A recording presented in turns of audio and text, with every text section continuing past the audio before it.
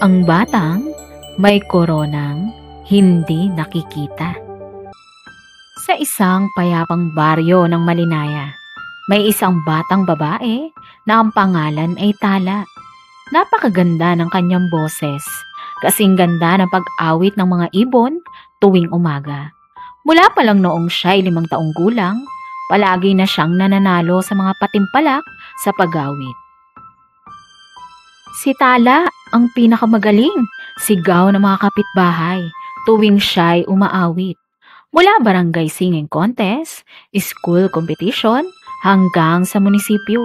Wala siyang mintis, palaging unang pwesto, palaging may medalya, palaging may premyo. Lahat ng kakilala niya, humahanga sa kanya. Maging ang mga guro niya ay tuwang-tuwa kapag siya'y umaakyat sa entablado. Ang galing mo naman, Tala, sabi ni Lita, ang kanyang kaklase. Natural lang, ako pa ba? Sagot ni Tala, sabay hawi ng kanyang buhok. Pwede bang sumali rin ako sa susunod na singing contest? Tanong ni Lita, na may ngiting puno ng pag-asa. Ha?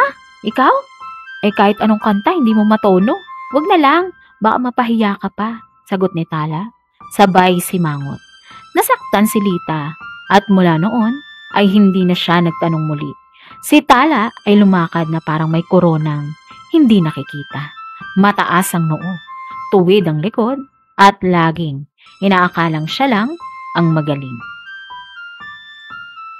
Isang araw, inanunsyo ng punong guro, magkakaroon ng Grand Singing Challenge. Lalahukan ito ng mga batang galing sa iba't ibang bayan. Excited si Tala. Wala namang laban nito. Ako na naman ang panalo. Ngunit sa unang araw ng ensayo, may dumating na bagong bata, si Amaya. Tahimik lang si Amaya. May suot na simpleng damit at hindi mahilig magpakitang gilas. Ano yan? Sasali rin? Mukhang hindi marunong kumanta, bulong ni Tala sa iba. Ngunit nang pinakanta si Amaya, tumahimik ang lahat.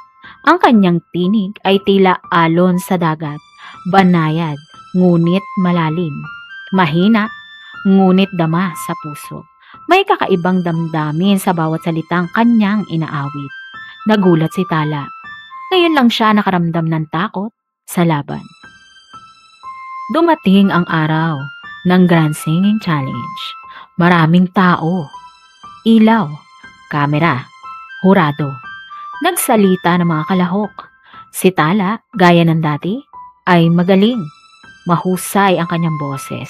Maganda ang kumpiyansa, ngunit may kulang. Walang damdamin. Pagkanta ni Amaya, walang gumalaw. Lahat ay tila nahipnotismo. Nang matapos siya, sabay-sabay ang palakpakan. Tumayo ang lahat. Standing ovation. At sa wakas, inanunsyo ng hurado. Ang kampiyon ngayong taon ay si Amaya.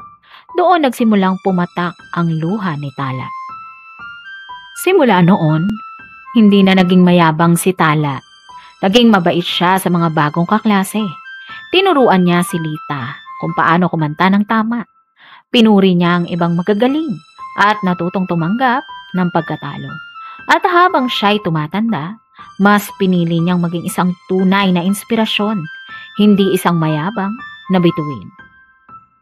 Aral ng kwento?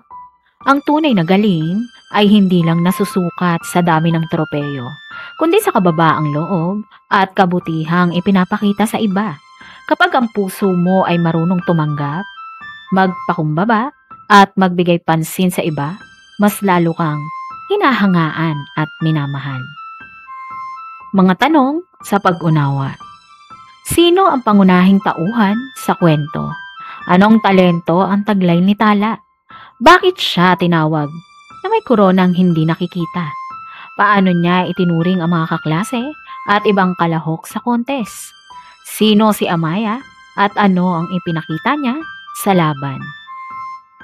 Dagdag paalala. Ang pagyayabang ay hindi nagpapakita ng tunay na galing, kundi ng kakulangan sa kababaang loob. Laging may mas magaling, mas mahusay, at mas marunong sa atin. Hindi ito dapat ikahiya, kundi gawing inspirasyon para lalo pang magsikap. Ang tunay na magaling ay hindi kailangang ipagmalaki ang sarili. Ang tao na may mabuting puso ay kusang hinahangaan ng iba.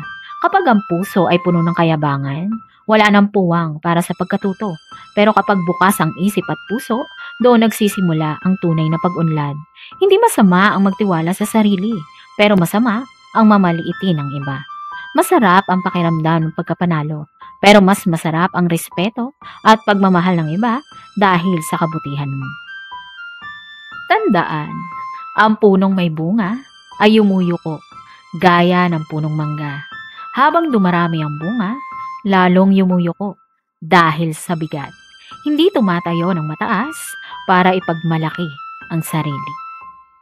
Ang unang sumikat na mga awit sa Pilipinas, bago pa man magkaroon ng mga singing contest sa telebisyon at YouTube, may mga unang Pilipinong mga awit na nagpasikat ng musika sa bansa. Kilala mo ba si Cathy de la Cruz?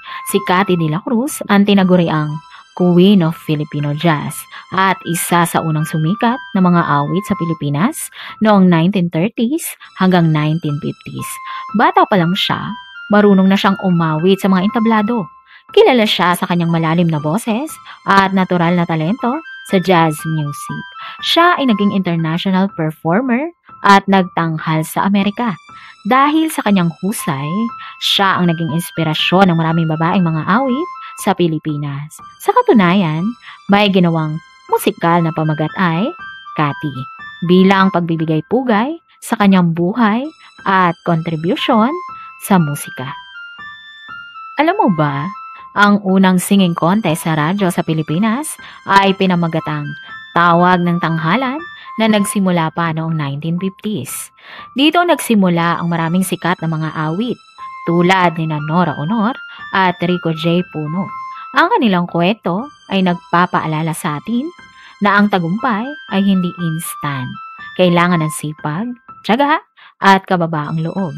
Ang tunay na galing ay hindi lang sa lakas ng boses, kundi sa puso ng bawat awitin. At dyan nagtatapos ang ating kwento.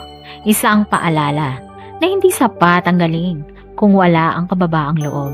Kahit gaano pa tayo kahusay, laging may matututunan tayo sa iba. At mas masarap sa puso ang tagumpay na may kabutihang asal. Muli, ako si Aling Tetay, nagsasabing, sa bawat kwento may aral, at sa bawat aral may pag-asa. Kung nagustuhan ninyo ang ating kwento, huwag kalimutang i-like, i-share sa inyong mga kaibigan, at mag-subscribe para sa mas marami pang makabuluhang kwento na kapupulutan ng aral. Maraming salamat sa panonood, at hanggang sa susunod na kwento, ingat at God bless.